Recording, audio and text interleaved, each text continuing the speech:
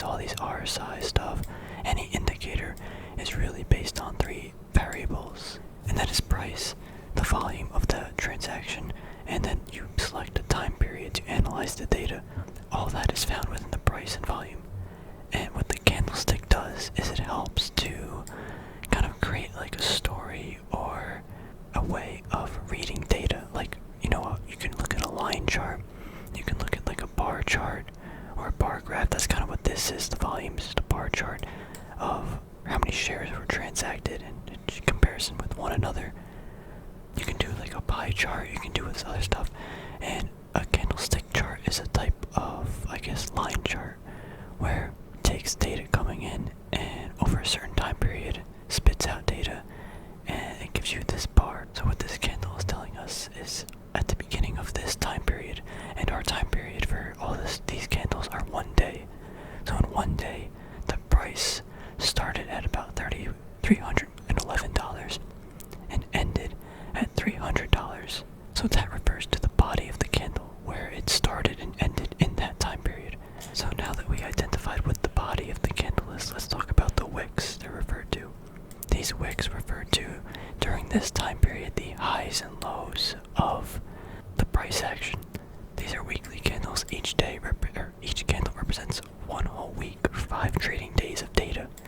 There is no, you can go all the way down to 1 minute, you can go all the way up to 1 month or year. It all depends on what you want to look at and how you want to analyze and the time frame you want to trade in. The time frames I traded and stuff will be a different video. This is just about candlesticks. You can see that these candles have different shapes and things, and you can analyze this stuff to infinity or whatever. And there's even like a really good book written about it by the guy who kind of brought this to America, I guess. I don't really know. That's why, yeah, it's a Japanese studying philosophy, because again, they're called Japanese candlesticks. Now that we know the price within a given time period it opened at, closed at, as well as traded complete range with, we can have a better understanding of the psychology of the price action of people who are buying and selling within this time period. Because all this is representing, right, is just the prices people were buying at over a time period. It's very simple, but it's very important that you understand this. When you bring in the volume with it, that adds confirmation to how many transactions happened within that time period. So it adds a different element or a different axis to the space in understanding what is happening during that time period on a psychological level. You can see there are different shapes in the candlesticks. These again can be analyzed to infinity. Like one example is just real quick. When a giant red candle comes after a green candle and it engulfs the entire thing. This is a bad example, but this is an engulfing pattern, what they call it. So this predicts that price will move down, which it actually did. But it just comes down to the individual and how much they want to analyze the stock or the candles within the stock. There are different techniques and things to study the candles where they have meaning. So I guess we can get into some of those. So one example is, okay, this is actually a good example. This is actually happening today. What this is telling me is that on this day, we started at this price, about $138. It shot all the way up to $160.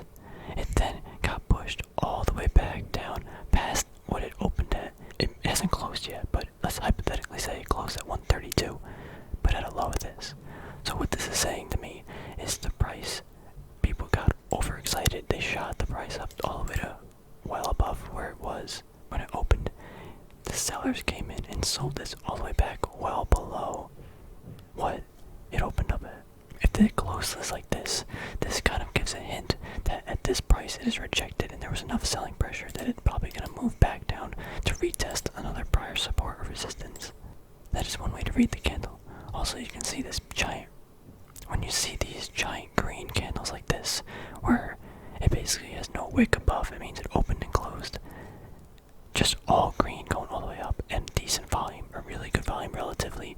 This is a very bullish indicator that the price is going to continue to go up. Now, it doesn't mean it will. These are indicators, and it's something to not live and die by, but use as part of your philosophy in making the trading decision. One of the things I'm currently looking at is space, Virgin Galactic.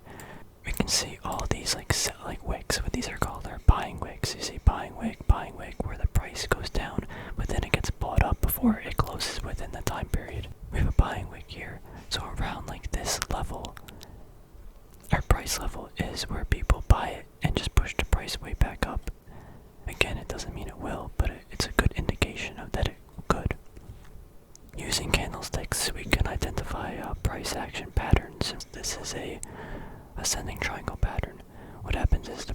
moves up on good news or good whatever, doesn't matter, hits a resistance point, and then we have a rising support.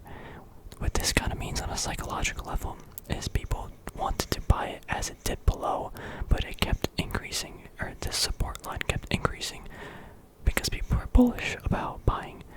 But also the people that were selling at this previous resistance to get out. Eventually it hits a breaking point and it either shoots up or down, but because we had to move up, it's very probable that this was going to move up as well. That is one of the ways you can identify, again, or use the candlesticks to predict movements of stocks. Another thing is using candlesticks for support and resistance levels. So we're looking at monthly candles. So over the last 5 or 6 months, we can see that this $50, $59 was a resistance. Price moves up, gets slapped down in this month, it holds this. We have a strong buying wick off of about $36, and then it goes up again, gets slapped down, but then gets bought back up again, and eventually we have this over 5 months or 6 months of just constantly trying to break above a resistance. The market finally found more bulls than bears, and it shoots above because of all this pressure building up here. The volume wasn't as strong as it probably should have been, however, it was still decent volume. So let's just briefly go over exactly again what the candlestick means. We have a body of the candle. This shows where the price started and ended, and depending on the color will depend on what exactly it did. Green candle, it starts on the bottom, moves up, makes sense. The opposite for red. The wicks show in that time period the true or the all-time high and all-time low of that price, again in that time period. The volume is used to determine how many shares were traded in that period.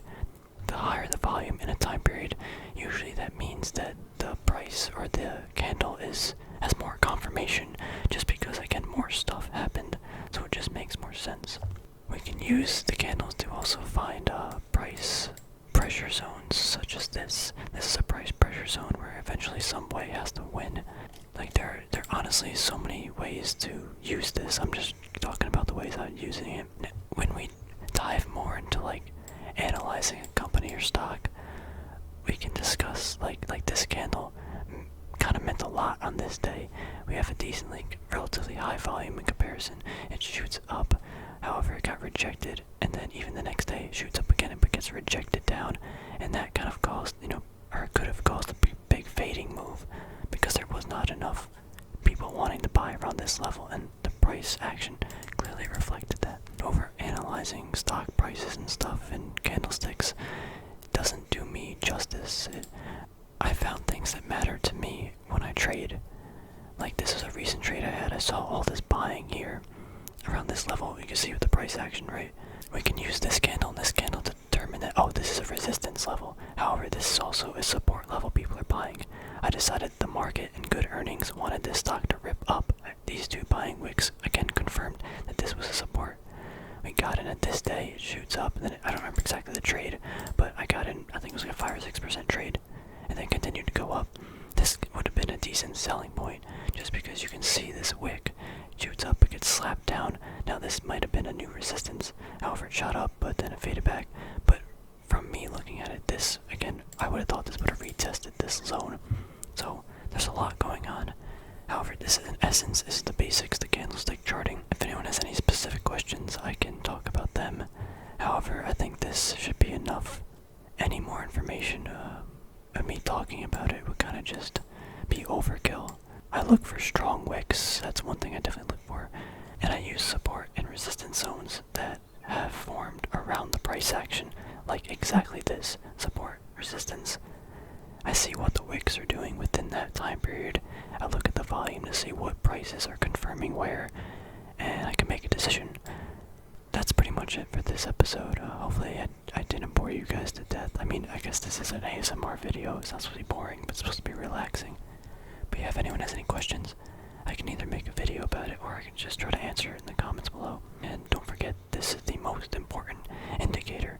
Candlestick charts with volume over a certain price period. Every other indicator is based on these 3 variables, and they're just ordered in some different way, or just about every other indicator, because this is where the information information is taken from. If you understand this, you honestly don't need to even understand any indicator or have like MACDs or VWAP. However, they do help and they do clarify the data, but for the most part, this is the most important. So, yes, thank you for watching. I'll see you guys in the next video.